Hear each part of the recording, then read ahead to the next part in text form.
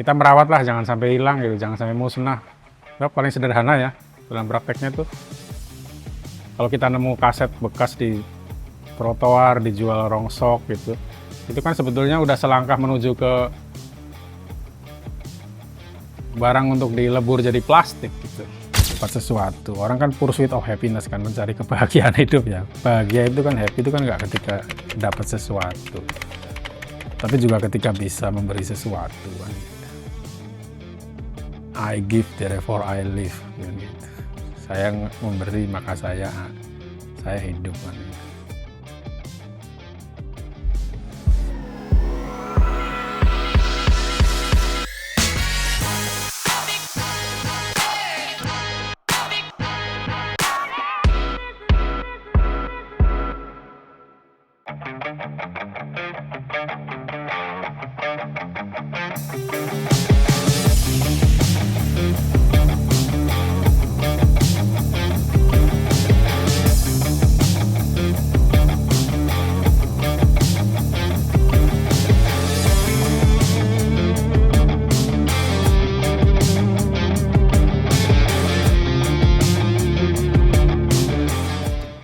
Apa ya alasannya ya? Pasti berbagai alasan ya. Salah satunya itu saya suka merawat aja, mungkin sifatnya itu kali ya. Merawat sesuatu. Kebetulan salah satunya kan musik, karena saya juga merawat hal yang lain seperti paper, kertas ya, flyers gitu ya.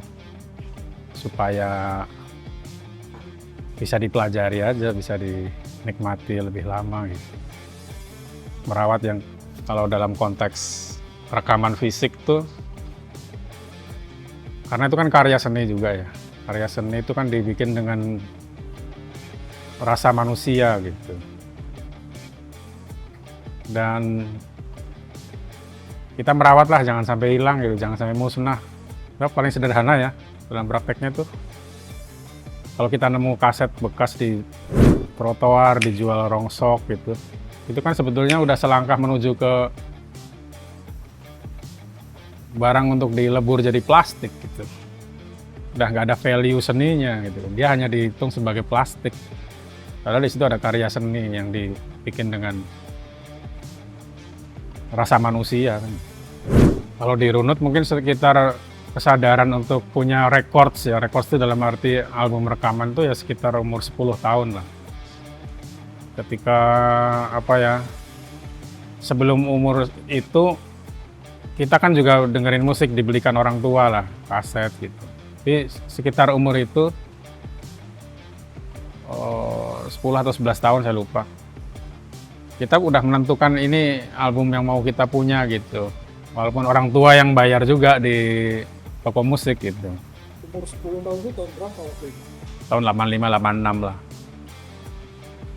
Jadi kira-kira Mas Manuel ya? 75 ya.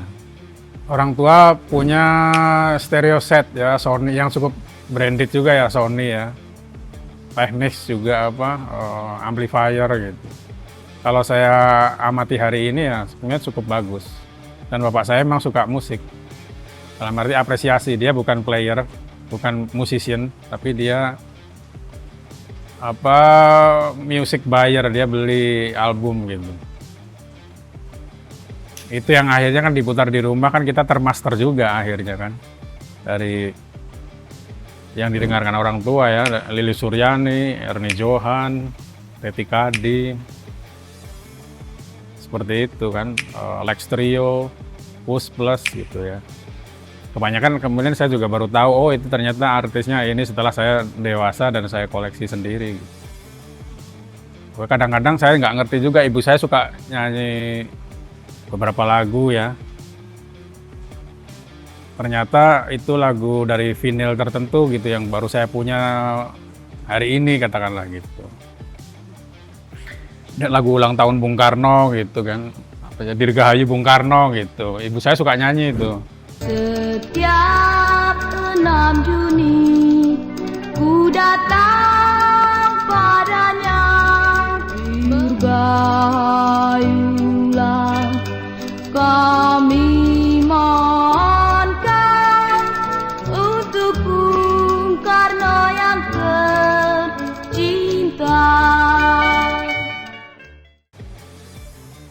Mungkin dia dengar dari radio dulu ya. Nah, saya baru tahu setelah saya koleksi vinil, ternyata lagunya itu. Sependataan saya ya, di sekitar 4.000 lah. Sekitar 4.000 item. Keduanya ya, set dan vinyl. Vinyl, piringan hitam, compact disc. 3 itu. Tapi saya sebenarnya ada satu format lagi ya setidaknya ya, itu reel tape. Pita reel yang besar itu, tapi saya nggak kesana lah. Untuk tahun 70 itu populer untuk orang kaya juga. Vinyl kan juga dulu kan bukan barang setiap rumah. Dia format terbaik ya. Kalau untuk rakyat yang agak kebanyakan gitu, kaset pita lah yang tahun 70 awal sampai akhir 90-an mungkin ya. Itu yang paling populer. Compact disc saja kan sebenarnya lebih mahal dari kaset pita gitu. Jadi kalau kita bicara khususnya yang saya betul-betul alami kan kaset pita ya. Kaset pita itu karena saya lahir di tengah 70-an, mulai bisa mengambil keputusan ekonomi kan ketika umur-umur ya setidaknya di atas 6 tahun lah ya. Artinya beli sendiri dengan uang saku atau apa, itu kan di tahun 80-an.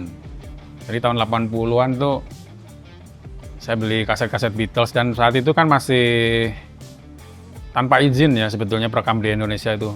Kalau istilahnya bajakan lah. Itu seharga sekitar 2.250 untuk kaset barat. Tahun 80-an tengah lah, 85, 86 gitu.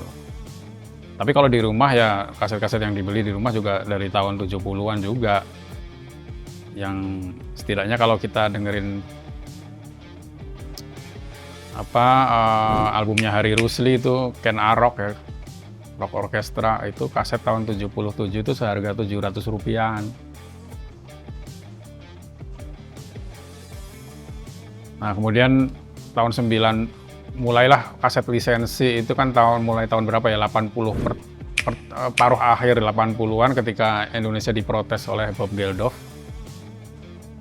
karena album charity untuk Afrika itu Ethiopia USA for Africa di sini malah dibajak. Dia protes ke Presiden Soeharto kan akhirnya mulailah perekam di sini tuh pakai license gitu. Bayar royalti lah intinya gitu. Dan itu kaset yang tadinya 2.250 jadi 5.000. Yang musik barat. Ya, itu saya juga udah mulai beli tuh 5.000 mulai 5.000-an ya, setahun 87, 88 begitu, Rp5.000. Waktu itu sih seingat saya memang konsumen musik ya agak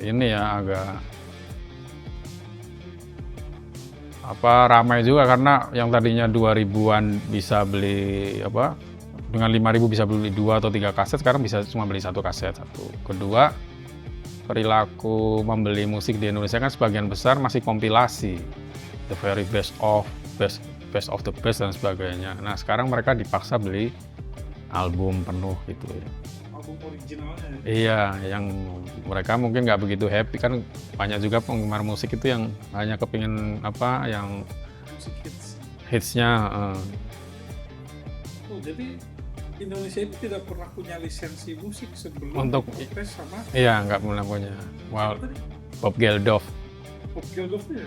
Bob Geldof itu musisi Amerika dan dia terlibat dalam charity lah dulu USA for Africa untuk kelaparan di Ethiopia. Itu kan sebenarnya dana keuntungannya kan untuk disumbangkan ke Ethiopia.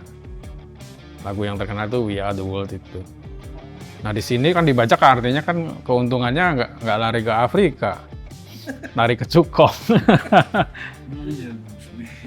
Tapi ya memang itu dia mengilhami album-album keroyokan lah, nyanyi keroyokan bareng-bareng. Karena itu kan all stars ya, ada Geldof lah, Bob Dylan atau siapa saya nggak begitu. Ini kacamataan tuh ditampilkan. Oh ya, Stevie Wonder ya itu salah satunya ya. Stevie Wonder. Nah, kalau musisi Indonesia sendiri waktu itu sudah ada record perusahaan label kan? Sudah ada. Artinya resmi gitu ya? Resmi ya, kalau di Indonesia ya resmi. Cuma mungkin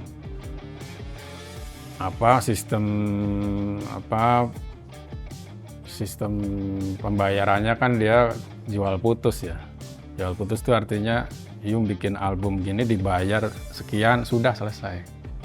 Ketika album itu meledak, si produser itu atau si Cukongnya menggandakan mau sekian, ya dia nggak dapat keuntungan. Si musisi. Nggak dapat keuntungan. Jual putus aja negois di awal gitu. Itu yang belakangan kan akhirnya di puluhan tahun kemudian termasuk sampai hari ini kan banyak artis yang nggak dapat apa-apa ya karena emang kontraknya dulu jual putus. Segini kontraknya udah, ternyata albumnya super meledak gitu. Atau kata meledak itu juga ya memang harus dikritisi. Kalau zaman dulu misalnya memang meledak, kalau masyarakat kan ukurannya apa sih, mungkin banyak dinyanyikan orang, diputar di radio terus gitu. Nah angka pastinya kan tidak pernah tahu, nggak ada apa ya kalau hari ini orang Spotify ada hitsnya berapa, YouTube jelas gitu berapa viewers. Kalau dulu kan hanya klaim sepihaknya si label. Dia bilang misalnya 1 juta kopi, bisa jadi malah mungkin 5 juta kopi kali gitu loh. Itu ada Iya. Jadi artis sendiri tidak pernah menyadari itu. Maksudnya tidak punya kuasa untuk tahu seberapa sih sebetulnya kan. Termasuk sebetulnya ini kalau bicara pembajakan ya, apa sebetulnya makna pembajakan, karena dulu saya masih ingat tuh Jamrut ya, sebelum albumnya keluar resmi dibajakan udah ada gitu.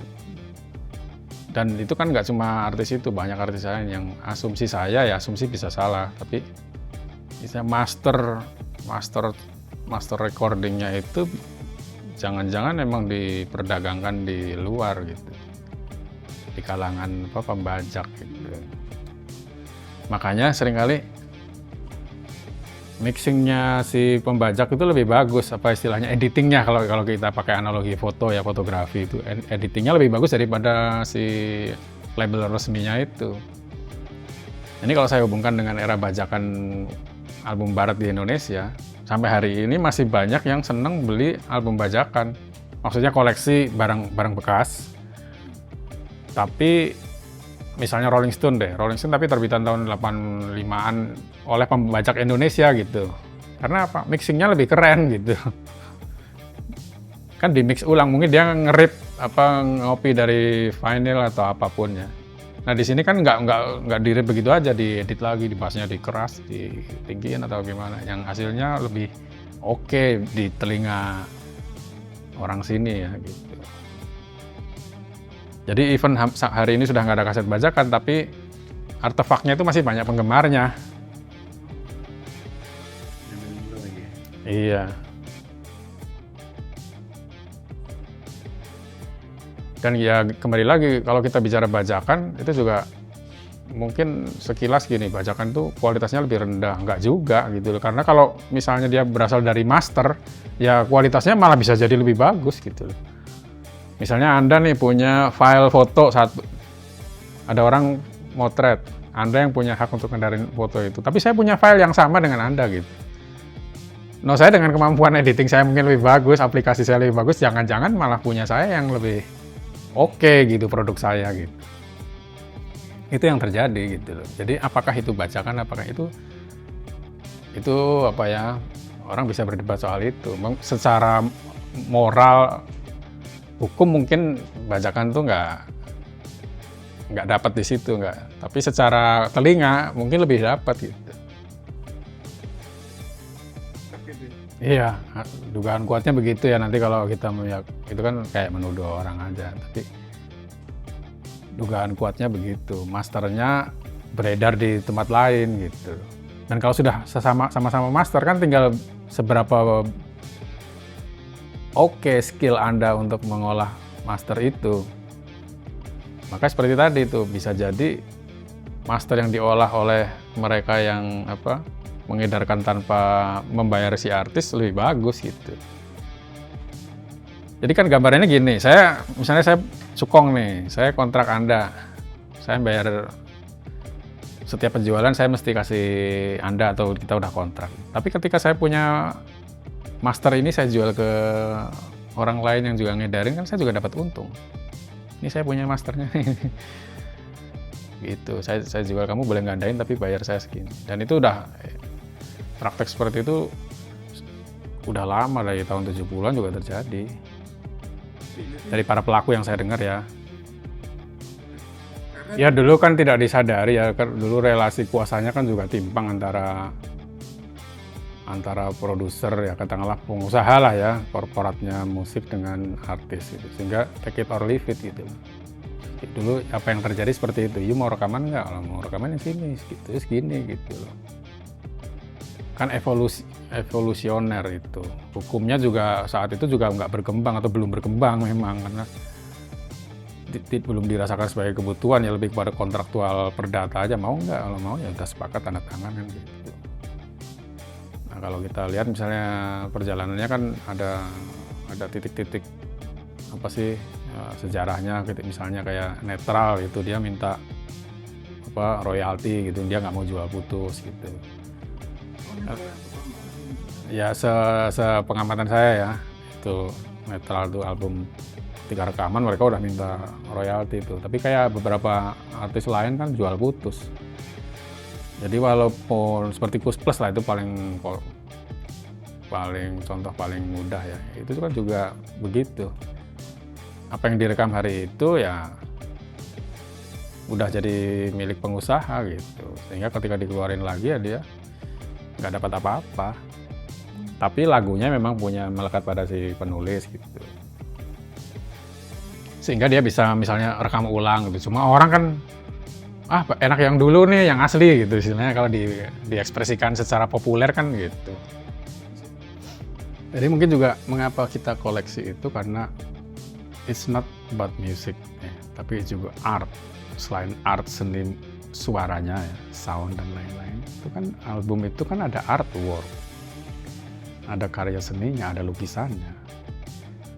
Nah, kita kan mengapresiasi itu, menikmati itu tanpa habis. Makanya kan ada misalnya ya albumnya Velvet Underground tuh, gambar pisangnya Andy Warhol. Ya kan, si gambar pisangnya Warhol itu kan nggak habis-habis dinikmati tuh, dan dia sangat fenomenal kan itu. Itu jadi covernya Velvet Underground. Ada misalnya Metallica Master of Puppets tuh gambar makam salib-salib, kemudian ada tali, ada tangan di atasnya yang mengendalikan, artinya pesan bahwa itu adalah mereka sebenarnya ya puppets gitu loh, boneka yang dikendalikan oleh kekuatan politik untuk killing people kan gitu. Jadi menikmati artworknya. Nah kemudian kalau kita bicara artwork, kita butuh medium. Nah medium yang paling satisfying itu ya vinyl kan. Vinyl kan besar ya. Itu kalau album-albumnya Yes tuh bikinannya Roger Dean tuh kan sangat fantastis ya. Gambarnya, lukisannya indah gitu.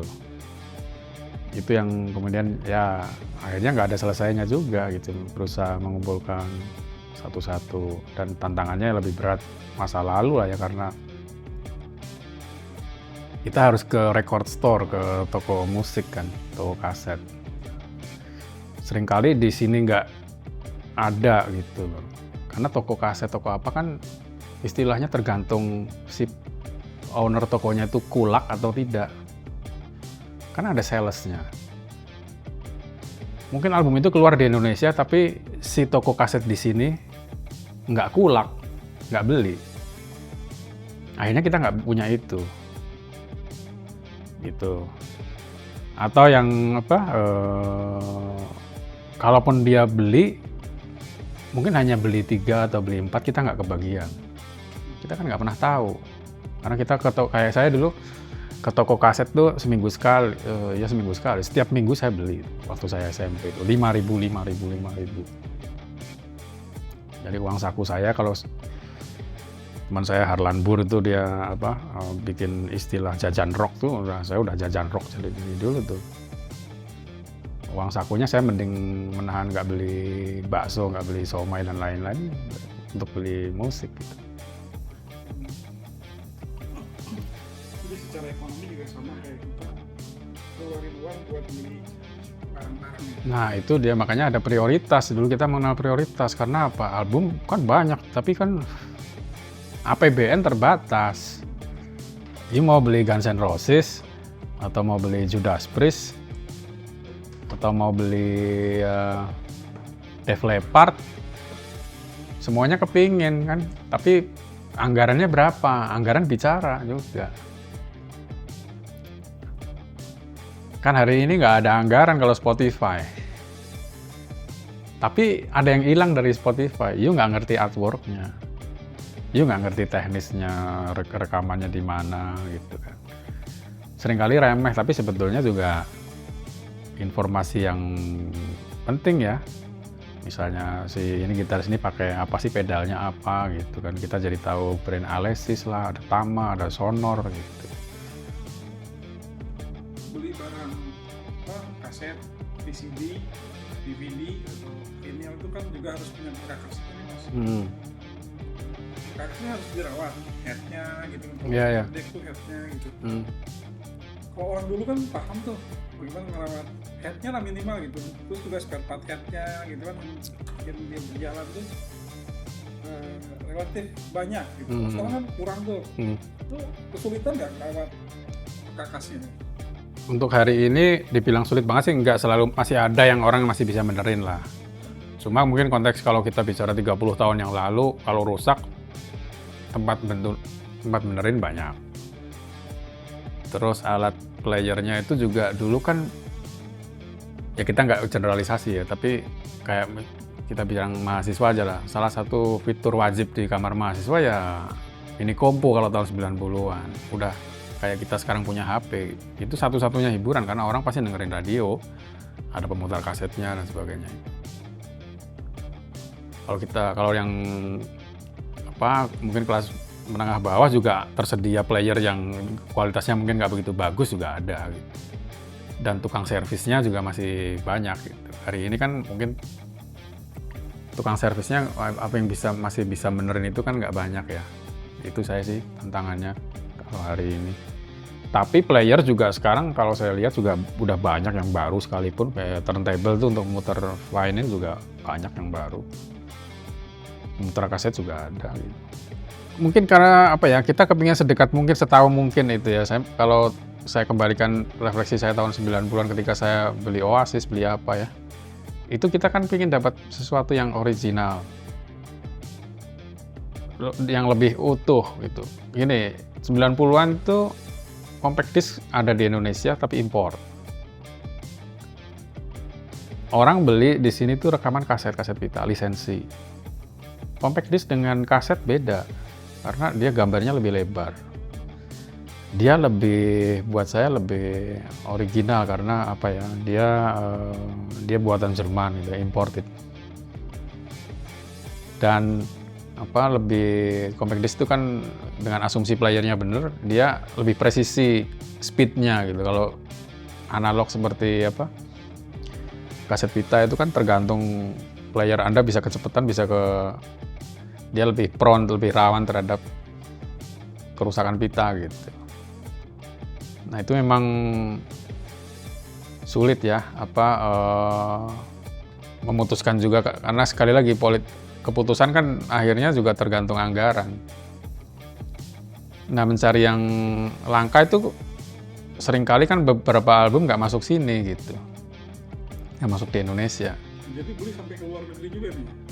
Ya dulu ada model trade ya, trade itu barter sama orang di luar, atau mencari di second hand market di Jakarta itu, misalnya di Jalan Surabaya kalau dulu ya.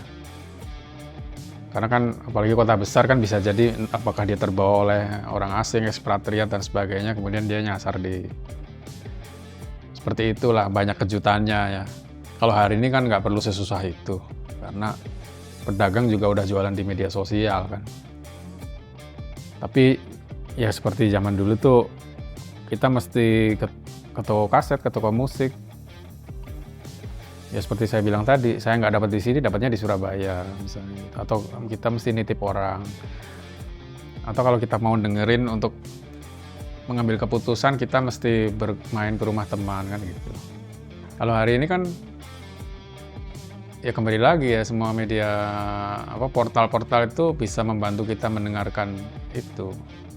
Kalau dulu misalnya saya kepingin punya Iron Maiden nih, tapi anggaran saya nggak ada gitu. Saya udah habis buat Poison sama Def Leppard misalnya gitu. Itu si ini punya Iron Maiden dan saya bermain, ada interaksi, berkunjung ke dia. Oh dia punya album ini, album itu, ada respect gitu. Hari ini kan itu nggak ada, dan mungkin sebetulnya ya juga mungkin tidak perlu ada lah. Gitu, jadi itu mungkin kekonyolan masa lalu, tapi ada interaksi yang tercipta, ada komunitas dengerin gitu. Karena sekali lagi kita nggak mungkin bisa, uang saku kita kan tidak akan mungkin cukup. Atau kalau kayak saya mungkin ekstrim karena dicukup-cukupin, jadi saya akhirnya kan politik anggarannya kan saya nggak beli jajan, nggak beli baju, yang penting beli ini gitu. Beli compact disc tahun 90-an tuh 30.000 ya. Saya beli compact disc itu tahun 91, saya umur 16 tahun tuh. Di Surabaya harganya 25.000. Untuk dolar yang saat itu hanya 2.000 ya. Dan saya belum punya player compact disc. Tapi saya sangat pingin punya Halloween tuh, album Pink Bubbles Go Ape. Saya udah punya kaset pitanya. Tapi ini artworknya kan ini nih, saya bisa tunjukkan nih. ini CD saya pertama nih. Pink Bubbles Go Ape nih. Nah itu kalau kaset pitanya kan hanya sampai segini kali ya. Nggak utuh gitu. Ini buat saya lebih menarik gitu, merangsang punya gitu. Dan ini adalah made in Jerman, buatan Jerman. Ini betul-betul pertama ini seharga 25.000, terus di Surabaya saya dapat. Berapa itu? 25. Terus tanpa saya nawar, si babahnya yang punya toko itu, ya udah buat kamu 22,5 deh gitu. Saya beli, saya belum punya player apapun, tapi saya pingin punya album itu. Itu bukan second market ya? Bukan, itu new. And then puluhan tahun kemudian saya dapat ini yang Japan nih. Ini kan di kalangan kolektor juga Japan, rilisan Jepang itu juga punya keistimewaan karena secara materi lebih bagus ya. Papernya, case-nya ini yang mikanya, dan juga biasanya ada bonus track yang nggak ada di rilisan Eropa. Seri Jepang ini dapat berapa? Nah kalau sekarang ini saya lupa nih, tapi pedagang hari ini itu dia banyak beli lot ya, ngimpor gitu. Dari sana sebenarnya tidak terlalu mahal, dan di sini dijual secara bid, secara lelang. Nah open bidnya berapa tergantung pedagang itu. Dia bisa mulai ini open bid mungkin dari 30 gitu. Nah saya lupa kalau ini berapa. Tapi saya sih biasanya dapat di saya ngebid misalnya ini 40, kalau 70 saya bid, tapi ada yang sampai 130 saya udah nggak ikut lah gitu. Kecuali beberapa album yang saya memang kepingin banget punya ya, saya bisa yang mendekati 200 juga saya bid, atau 200 sekian mendekati 250 gitu. Lagu siapa yang kan ngebid di angka segitu? Yang terakhir sebetulnya ini nih, termasuk ini Piringan Hitam Kus Bersaudara ini ya, tanpa cover. Ini di angka 200.000. Mahal nggak?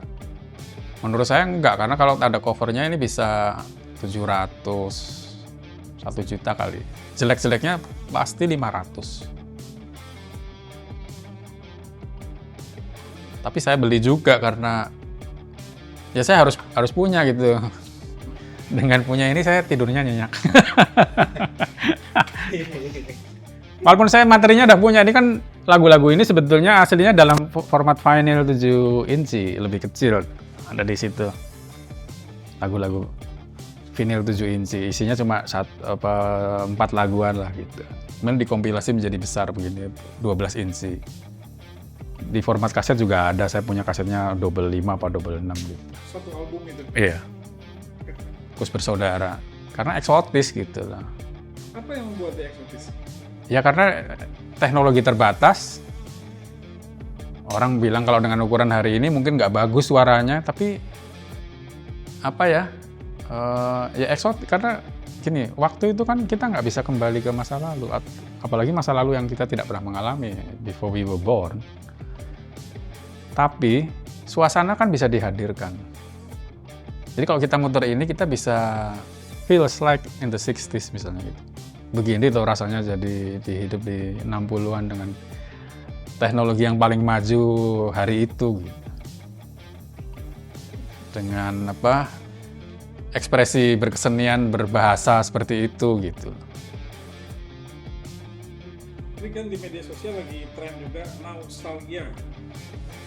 Sekarang meminjam nostalgia orang dulu gitu. Mungkin generasi sekarang juga tidak pernah mengalami kan mereka lahir gitu. Ya sama seperti saya mungkin sebelum 80 kan saya belum lahir gitu. Barang-barang koleksi gini permintaannya tinggi nggak? Permintaan tinggi. Ya, misalkan ada yang mencari Mas Manunggal punya postingan di media sosial gitu koleksi. Ya selalu ada begitu, selalu ada yang berusaha kadang-kadang menawar beli gitu dan sebagainya. Tapi kadang-kadang juga saya lepas juga, tapi jarang sekali ya. Kalau nggak dituker gitu, tapi jarang. Saya sih karena saya memang nggak fokus untuk jual gitu. Tapi kalau ada yang pengen banget jual ya.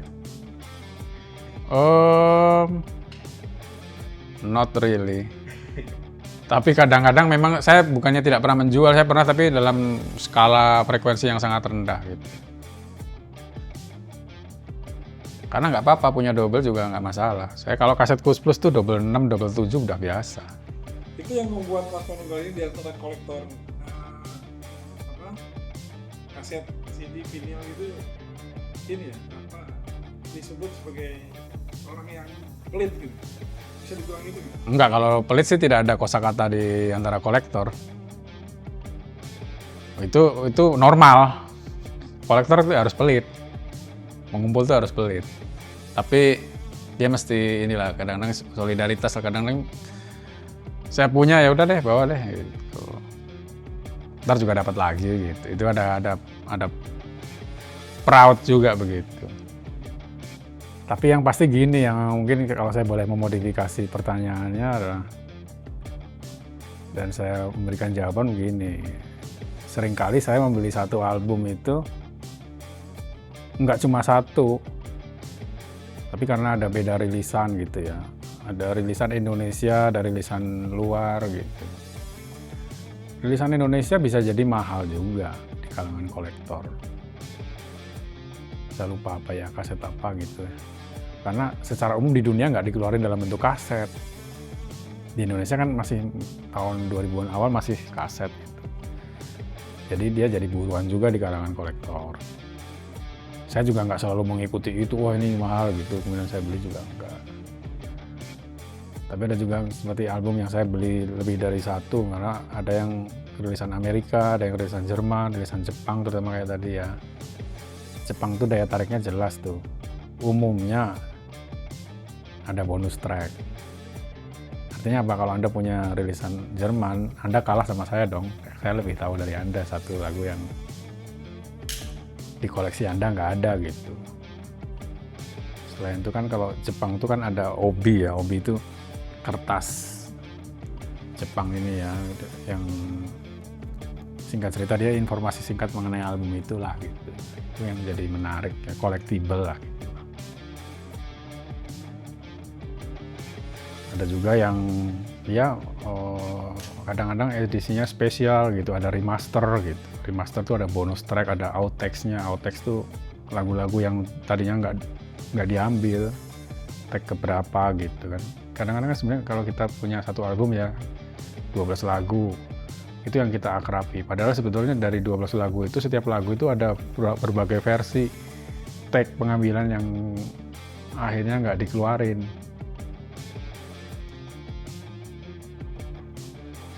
Jadinya dia menjadi unik gitu.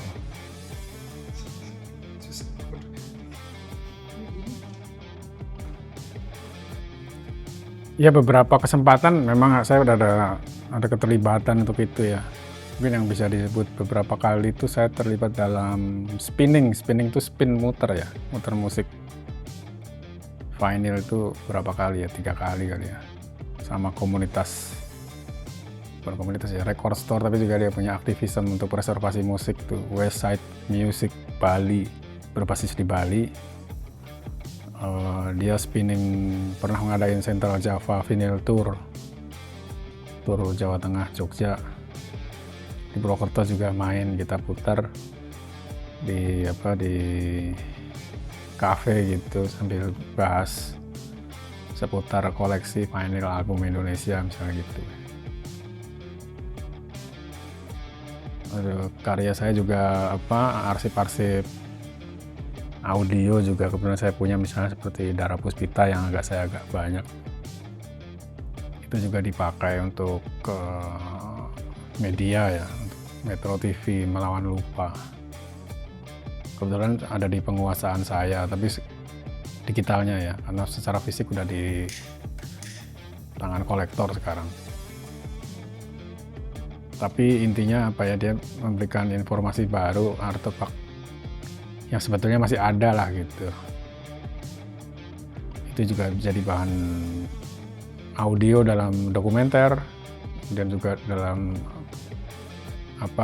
artikel tulis juga terpakai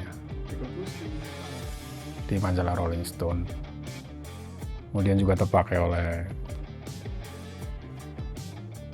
Yayasan Irama Nusantara juga memakai ya, dan juga dikolaborasikan sama Lokananta, juga dipakai di eksibisi di Lokananta. Dia ada booth yang menampilkan audio, itu juga source-nya dari saya, foto dan sebagainya. Artinya pekerjaan koleksi ini memang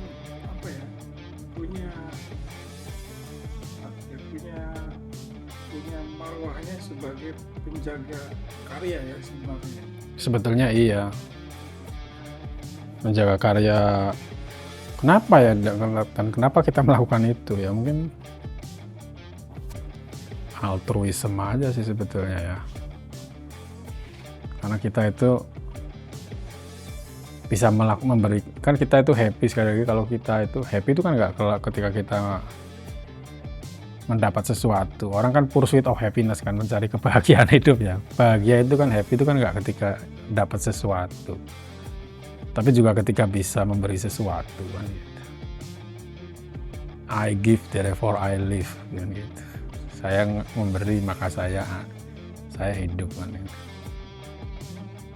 Bukan I give, the reason I live lah tagline. Dengan memberi itu aku hidup. Memang kita memberi sesuatu untuk tugas kemanusiaan mungkin gitu, seperti itu. Memang soal tadi Dara Puspita ya, Mas Manu kali ini di media sosial ya, di Facebook, kalau kita jelajahi ya, dan banyak postingan dari tahun berapa itu selalu terkait dengan Dara Puspita. Ada kedekatan apa dengan Dara Puspita sebenarnya? Ya sebetulnya 20 tahun yang lalu ya, tahun 2005 ketika saya pulang dari Australia, dan saya belum koleksi musik Indonesia seperti ini, dan jumlah koleksi saya juga nggak banyak-banyak amat. Saya ketemu orang namanya Haryono, dia kolektor di sini. Dia klaim dia punya sekitar 15.000 koleksi, dan saya percaya, saya pernah ke rumahnya lah ya, berkarung-karung vinyl. Nah dia itu dipercaya untuk mengelola radio, acara radio, dan dia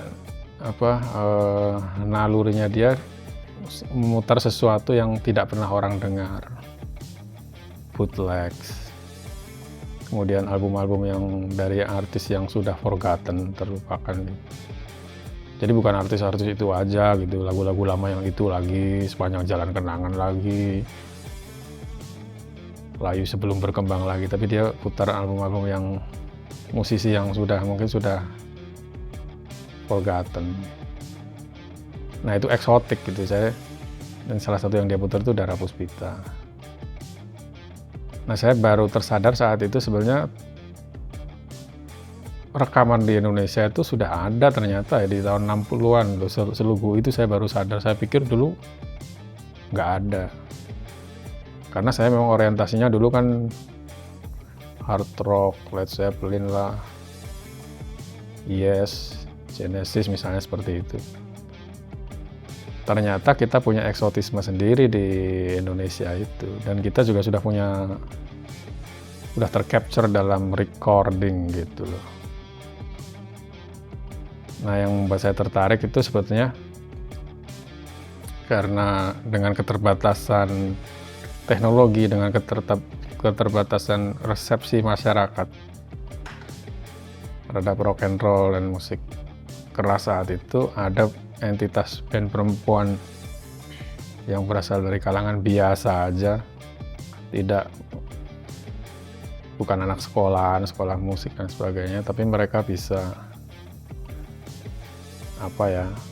punya fanbase yang besar di seluruh Indonesia. Perempuan juga, dia memainkan alatnya sendiri yang sangat maskulin ya, drum, electric guitar, Fender Stratocaster itu kan sangat maskulin ya. Apalagi untuk tahun 60-an ya, pertengahan 60, akhir 60. Nah, ada fenomena itu di tanah air ya, ketika mungkin setiap kota nggak seluas kota hari ini gitu loh. Ketika aktivitas manusia belum sepadat dan sehektik hari ini, saat itu sudah ada entitas musik yang touring, band-band yang touring kemana-mana throughout the nation gitu, keliling Indonesia dan kemudian di kawasan ya, di Thailand, Singapura, Malaysia. Ya kalau kita anakronis nggak mengingat konteks waktu ya mungkin hal biasa. Tapi kalau melihat hari itu ya, long before saya sendiri terlahir, mereka sudah demikian diresepsi, diterima. Itu kan dengan penerimaan masyarakat yang belum seterbuka hari ini kan suatu pencapaian, dan survive di Eropa juga gitu tanpa sponsor, recording di CBS London, Decca Netherlands, itu kan sesuatu. Nah, jadinya saya tertarik untuk, tapi di sini jadi hilang, maksudnya nggak ada, orang nggak tahu jejaknya. Kenapa? Bisa jadi spekulasi saya karena labelnya juga sudah nggak ada, nggak diproduksi ulang, nggak kayak Kus Plus ya. Kus Plus sendiri kalau kita mau kritikal, sebenarnya era Kus Bersaudara juga nggak muncul, cuma Kus Plus kan masih beruntung, Kus Bersaudara masih beruntung lagu-lagunya direkam ulang di era Kus Plus misalnya. Ada Puspita kan enggak, jadi mereka itu forgotten lah, terlupakan. Jadi kayak ada suatu panggilan. Oke. Terus setelah itu akhirnya melakukan banyak penulisan tentang Dara Puspita. Ya pertama archiving juga ya, mengarchive dari majalah dan sebagainya. Dan mungkin jalan Tuhan kalau orang mau pakai POV religi ya. Saya berjumpa dengan ex-rodinya.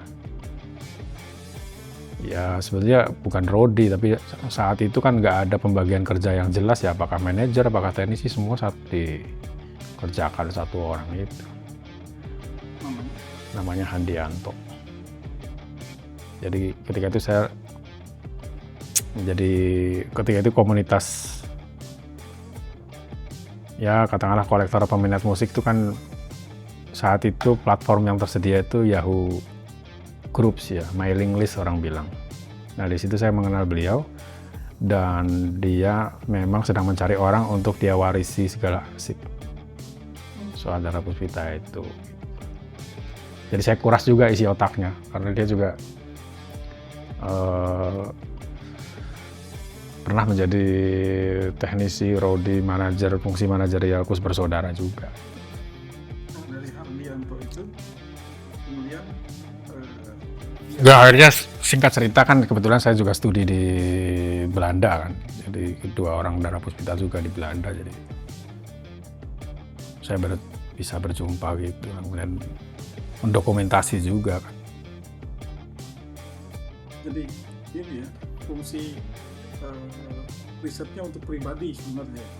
Enggak, saya tidak pernah untuk pribadi, tapi dalam mindset saya, seingat saya ya, sejujur saya punya kesempatan untuk itu Saya tidak ingin menikmatinya sendiri dan teknologi di sekitar saya memungkinkan untuk itu. Jadi ketika saya punya kesempatan itu dengan penuh kesadaran memang saya harus documenting. Jadi broadcast yourself di YouTube.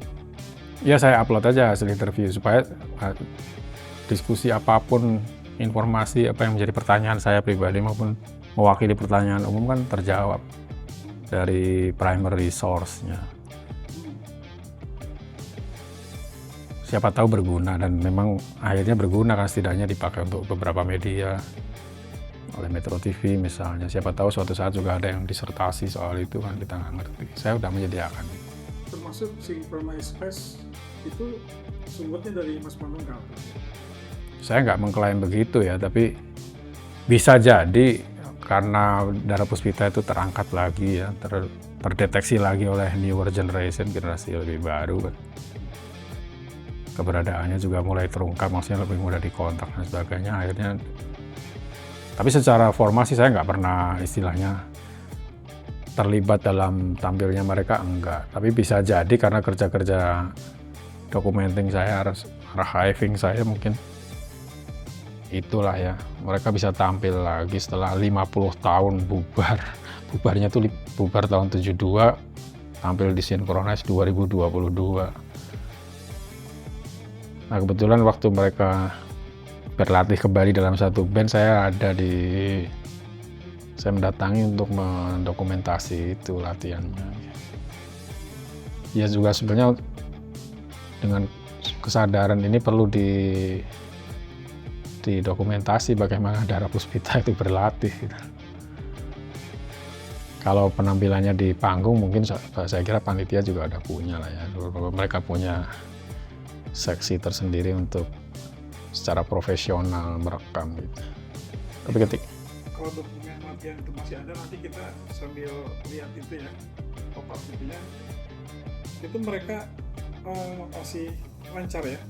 Masih, karena saya hadir sendiri di situ kan. Kebetulan saya ada kerja akademik di Solo, kemudian mereka di Mojokerto, saya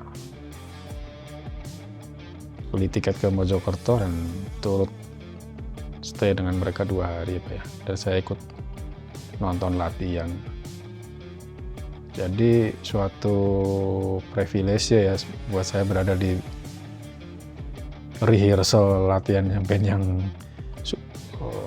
mungkin terbesar di Indonesia tahun 60, 70 awal sampai 72 lah. Dan mereka masih oke mainnya itu. Ibu-ibu, nenek-nenek itu. Artinya sepanjang hayat mereka itu bermain musik ya?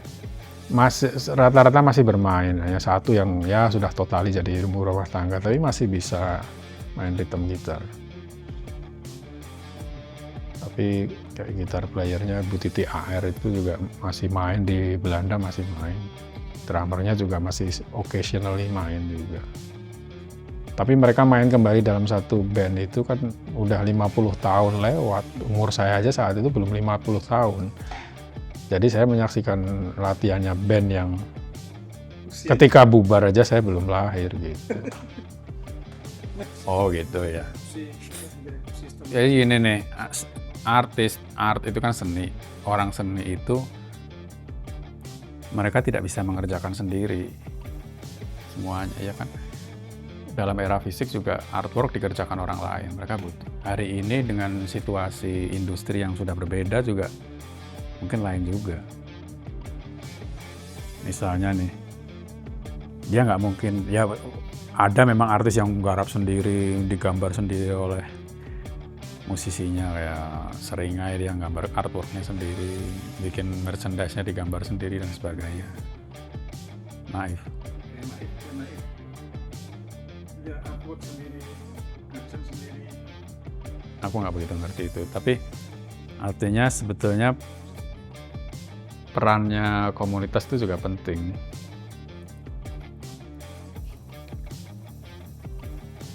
Sejak jauh dari dulu sih sebetulnya kayak band Shark Move itu juga ada yang duitin juga di komunitas itu, di Baguram Chan namanya dia. Jadi istilahnya penyandang dananya lah. Shark Move itu dia, jadi keluar 12 inci vinyl yang dikerjakan sendiri, dipasarkan sendiri gitu. Itu kan perlu apa ya, perlu community untuk itu.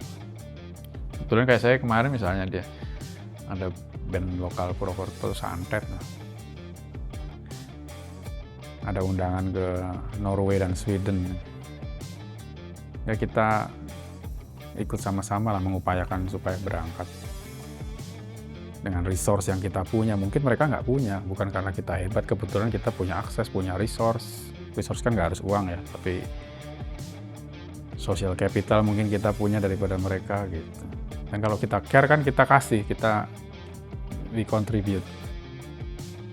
Karena itu gitu, nggak ada pamrih aku sekian persen kan enggak gitu. Karena jadi musik itu tercipta kan sebetulnya not just the artist gitu, bukan karena si artis, tapi support dari komunitas itu juga penting. Bahwa artis itu membawa karya adalah persoalan dia bisa melenting, bisa muncul. Iya. Tapi kan artinya kalau seperti era sekarang ya, ketika seniman tuh nggak bisa menggantungkan ke korporat besar, makanya kan halayak kita perlu karya seninya, kita appreciate bisa menikmati itu supaya hidup kita lebih bermakna, supaya kita bisa punya bahan refleksi yang lebih, supaya kita bisa melihat dunia dengan cara yang lain, lewat musiknya, lewat liriknya. Tapi kan kita juga berkepentingan untuk membuat mereka tetap supporting kehidupan kita lebih kualitas. Maka kita support misalnya membeli merchandise, datang ke konser, beli tiket, supaya mereka to keep them alive gitu loh. Kan gitu. Mereka kalau nggak ada panggung juga nggak hidup. Mungkin ya. Oke, nah ini baru setelah ini masuk ke pertanyaannya Iqbal tadi. Ada nggak dengan koleksi sekian banyak karya gitu, artinya suasana hati bisa disesuaikan dengan irama yang mengiringi gitu? Oh pasti. Jadi Bisa ini ya, pengalaman pribadinya gimana? pengalaman pribadi gini ya, tanpa bermaksud menyombong karena saya selalu meminjam tagline film kolosal zaman dulu, Di Atas Langit Ada Langit. Orang bilang koleksi saya banyak, wow yang lebih gemblung dari saya banyak. Gemblung tuh gila, yang lebih gila dari saya kan banyak. Cuma sering kali, ini nggak cuma sekali, puluhan kali, saya mau muter apa nih, ribuan, ini kan data secara ilmu, data kan ini data kan, piringan hitam mas. Saya akhirnya nggak bisa muter apa-apa. Melihat mau ngambil ini udah terlalu bosan, ngambil yang ini terlalu keras, yang ini serem. Itu sering begitu. Banyak yang masih segel album yang saya punya, belum pernah saya dengerin sama sekali. Karena yang penting saya punya datanya dulu. Baru ketika data itu saya butuhkan, saya panggil kan gitu. Misalnya nih, di koran ada, wow sekian puluh tahun Club Project. Club Project ya, aku punya, aku ambil datanya. Putar gitu. Aku sudah tahu lagu-lagunya, tapi ketika dapat background information-nya, mungkin apresiasiku lebih lain dari itu. Demikian juga kayak artis yang mungkin kita anggap kacangan, lagunya murahan, tapi ternyata ada proses yang dalam di balik itu dari interview. Kita tidak lagi sama melihat karya itu gitu loh. Ya misalnya sederhananya contohnya ada Ungu ya.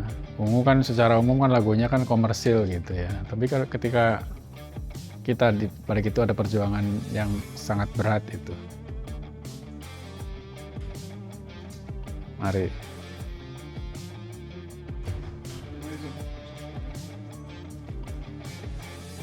Itu apresiasi bisa jadi lain. Kayak Kangen Band juga begitu. Kangen Band kan secara umum ya, maksudnya bukan secara umum ya, banyak dicibir orang. Tapi ketika kita tahu bagaimana struggle-nya itu, apresiasi bisa jadi lain. Dan Kangen Band di kalangan kolektor sekarang mahal. Oh iya. Iya, CD-nya itu mahal. Di atas 100 kali gitu. Hebat ya. Iya, bisa nembus di angka 200 dan sebagainya. Ya karena sebenarnya hukum ekonomi aja. Kita tidak pernah tahu. Mungkin suatu album yang dulunya nggak laku, sekarang karena terlalu avant ya, terlalu maju, nggak laku gitu. Nah ketika taraf apresiasi orang itu sudah masanya, dia dicari, barangnya nggak ada. Itu kayak albumnya Rara Ragadi yang bisa sampai jutaan, atau Guru Gipsy yang kemarin muncul lagi di panggung ya setelah puluhan tahun. Itu kan memang konon diproduksi hanya 5.000 keping. Dan secara umum kan nggak bisa didengarin orang awam lah gitu. Tapi dengan sekarang musik mulai banyak eksperimen dan sebagainya, perkawinan musik etnis dengan populer dan sebagainya, ini bisa diterima dan menjadi permata lah gitu, jadi dicari. Nah, kalau di antara koleksi yang Mas Panggal punya itu, lagu Indonesia yang paling langka yang di sini ada itu apa? Kalau dibilang langka banget sih mungkin sulit ngomongnya ya. Tapi yang tidak terlalu mudah diketemukan lah, saya mungkin pakai istilah begitu aja ya. Atau yang sangat kompetitif di dalam perdagangan atau di kalangan itu ya, kayak mungkin seperti Kus Bersaudara yang awal-awal tuh ya. Walaupun harganya, karena mungkin supply-nya juga agak banyak, jadi harganya ya mungkin vinyl 7 insinya mungkin sekarang hanya 150-200 ribu gitu. Tapi yang 12 insinya juga bisa jadi kalau good condition tuh 1 juta gitu. AK ya, Apotik Aliasin tuh Ucok Harahap itu juga secara umum juga mahal. Ya karena sebenarnya musiknya musik rock juga kan, walaupun ada 1-2 yang komersil, tapi secara umum kan dia rock yang sangat segmented kan. Artinya jangan berharap jualan banyak dari rock. Cuma saat itu kan bisa rekaman, dan sekarang jumlahnya juga nggak banyak, itu yang kemudian hukum ekonomi berjalan, supply and demand itu, AK, SAS dan sebagainya itu. Guru Gipsy yang tadi saya sebutkan itu juga kasetnya juga mungkin sekarang di kisaran 500. Ada di sini.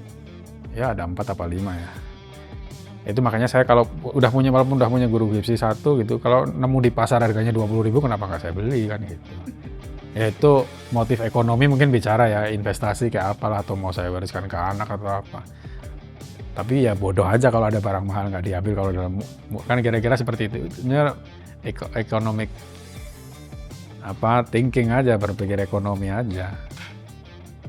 Karena tahu ya, masa itu dibilang mahal gitu ya. Ya ada yang karena motif ekonomi itu pasti ada. Kayak memang belum punya seperti ini nih saya ini. Ini kayak God Bless yang ini nih. Ini masih ada harganya, malah ini saya dapatnya di 120.000. Karena dia memang ya sekali lagi supply and demand-nya kan nggak banyak. Jadi 120 itu ya mahal nggak ya untuk God Bless yang album Bunga di Atas Bukit itu ya nggak mahal. Apakah penting ya buat newer generation yang cukup dengan digital, ngapain cari MP3-nya lah, apa cari Spotify-nya kali gitu.